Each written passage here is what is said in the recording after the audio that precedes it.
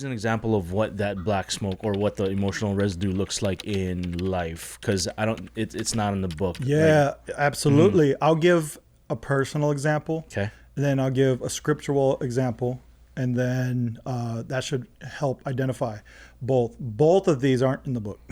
So okay, gotcha. This is fresh. Okay, so we'll talk about the scriptural side.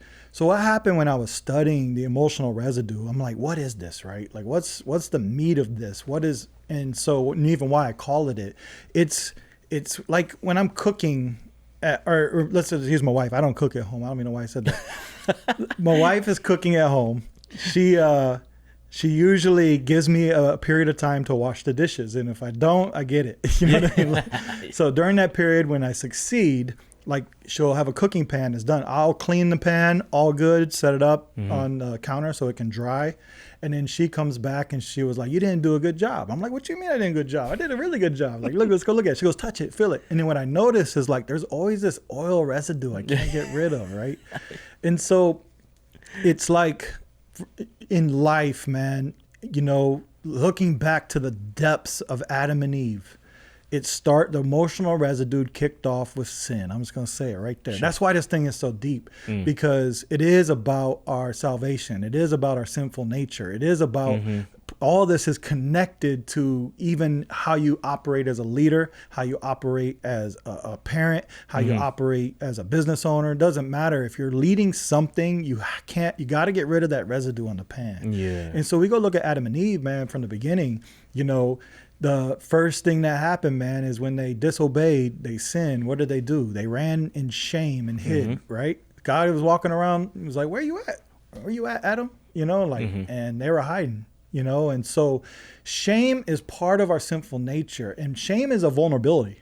Think about it. It's like open doors. It's like, "Oh, I'm shamed." You know, like, sure, yeah. It's very open. But when shame is open, that's an opportunity to get hurt.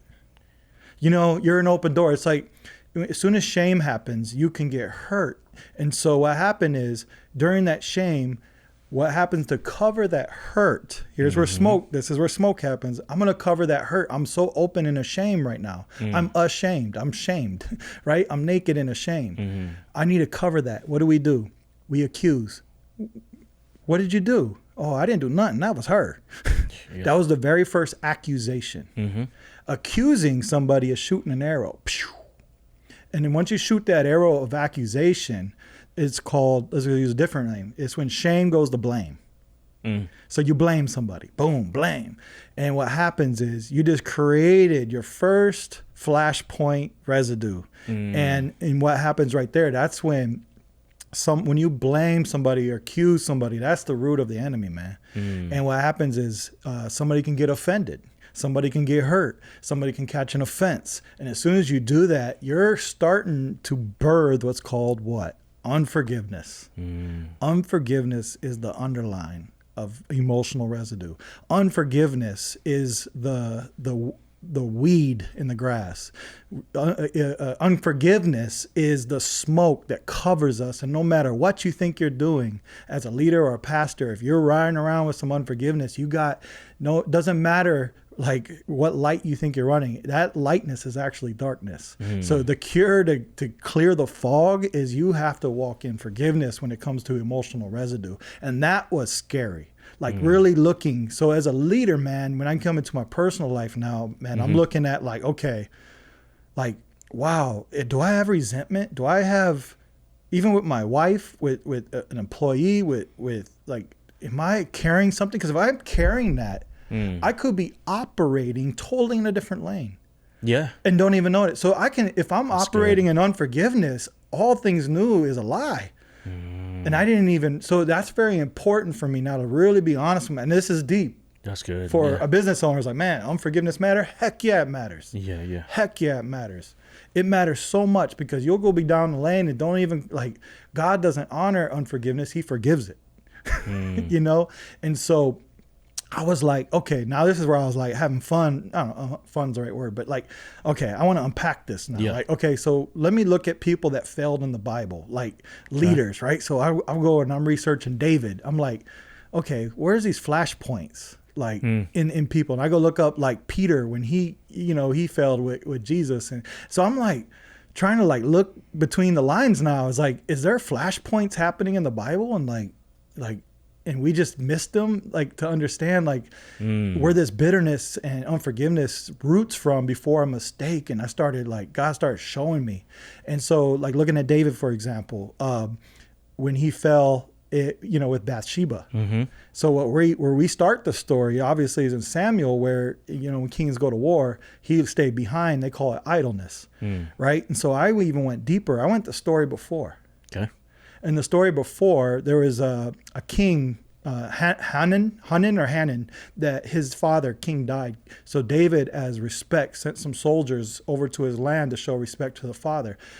Hanun basically cut the pants off the buttocks, shaved the beard half, and sent them back. Total embarrassment. And what do you think David did? King David stayed back, which he usually goes out to war because he was probably shamed, and he sent all his soldiers out to kill him. You don't shame me like that. I'm King David. Wild. Yeah. And that was the story that happened right before Bathsheba. So he had some reconciliation, but he carried an emotional residue. You see where I'm going with this? Oh, yeah. He had that's an good. emotional residue now, and now he's idle. Kings are going to war. And that's where that statement came from. It was a season when kings go to war, but David was chilling. So idleness kicked in because of emotional residue, and then he fell into the rest of the story of Bathsheba. Let's go look at Peter. Peter was in the Last Supper, and you remember when Jesus was going around saying, hey, you're going to deny me 3 times? Yeah. There was one of the disciples in there that questioned him. Like actually questioned, like, oh, who's going to be the one? Yeah. You remember, like, somebody was like, who's going to be the one? Yeah. And then it ended up being Peter. Later, when Jesus resurrected and came and visited them on the shore, and then he talked to Peter and actually reinstated him with the 3, Peter had the nerve to ask him, well, what about this guy? Wow. Yeah. Because he was still carrying an emotional residue. Yeah. All the way still to the point of being reinstated, which is crazy.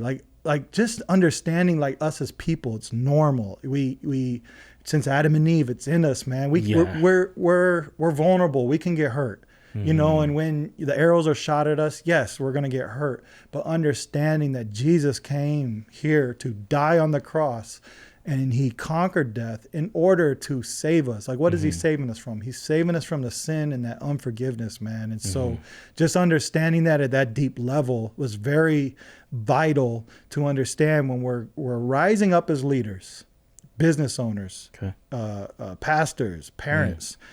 The 2 that I just said, man, are we performing or are we serving? And able to identify that, you got to clear the smoke.